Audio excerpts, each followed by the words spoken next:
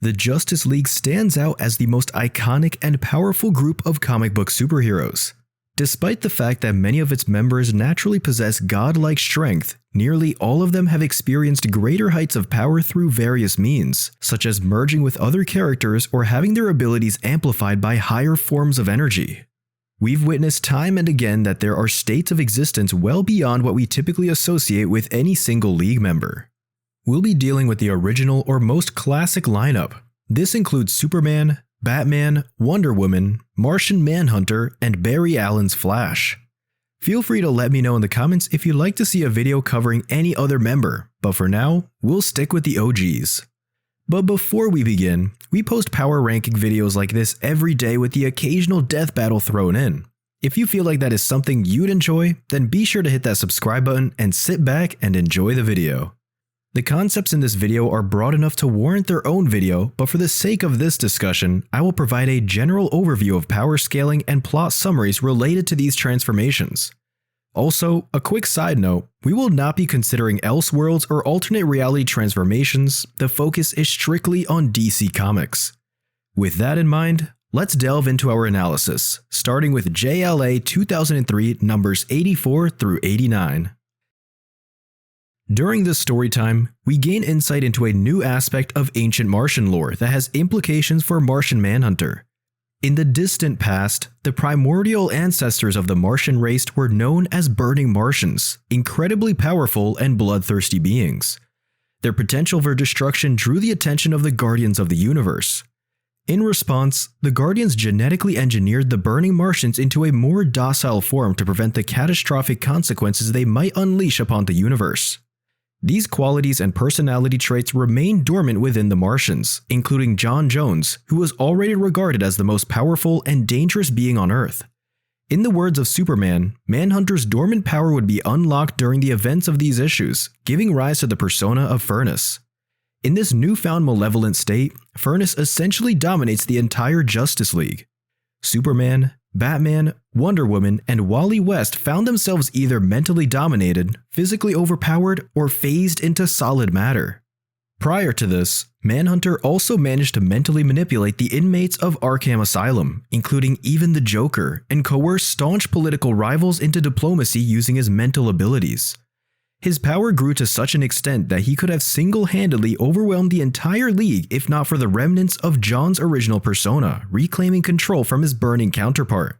This situation captures the extraordinary level of power at play here, as even the lowest-ranked character on this list demonstrated the capability to take on some of the most powerful DC heroes by himself. Now, fast-forwarding to Scott Snyder's Justice League issues 24 and 25 from 2018, we encounter the most powerful Batsuit ever created. This final Batsuit was constructed using Element X, a metal previously harnessed by various new gods in their most advanced technologies. A potential future version of Batman designed this suit with the purpose of altering his teammates down to a cellular and mental level if they deviated from his vision of an ideal future. In the main timeline, Batman piloted this armor and used it to confront the 2019-era versions of the Justice League and Superman, who was preoccupied at the time. The final Batsuit engaged in combat with Wonder Woman and Hawkgirl, restrained Barry Allen and Jon Stewart, and even knocked away Martian Manhunter. All the while, it maintained hope that Superman would arrive to resolve the situation.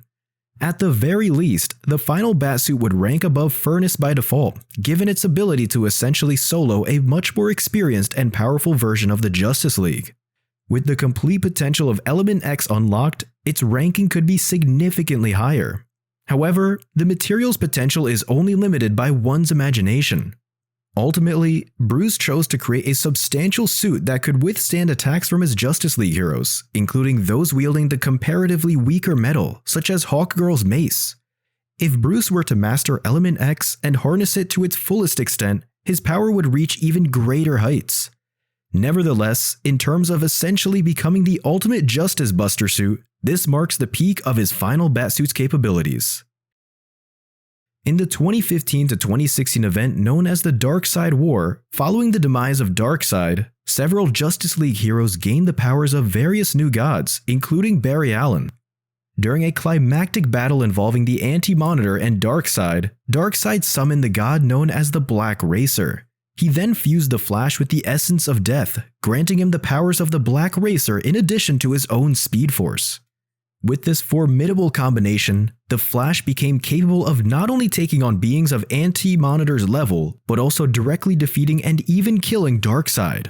It's important to note that this version of Darkseid had been steadily growing in power since his introduction in the New 52, where the Justice League had barely managed to repel him, pushing him back to his realm, Apokolips.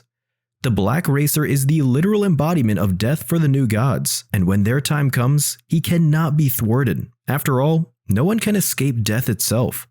While Batman in the final Batsuit has had impressive battles against the Justice League, Darkseid typically poses a greater threat, often requiring more powerful versions of Superman to confront. So considering the Black Racer's purpose in the New Gods hierarchy, it is reasonable to assume that Barry Allen, as the Flash with the powers of the Black Racer, would be capable of taking on formidable beings like Highfather, who rivals Darkseid throughout DC's extensive history. In the pages of Aquaman from 2003, we witness a transformation of the King of Atlantis. After losing his hand and using a hook as a replacement for some time, Arthur Curry experiences an extraordinary power boost. He gains this boost when he encounters the mysterious Lady of the Lake. The unique aspect of this Lady of the Lake is her connection to the Secret Sea, a realm where the thoughts, ideas, imagination, and memories of every individual in existence are stored. In this context, imagination is an incredibly potent source of power. The existence of heroes, places, and even gods within the DC universe is intricately tied to imagination. This is a tricky concept to wrap your head around, so let's take an example.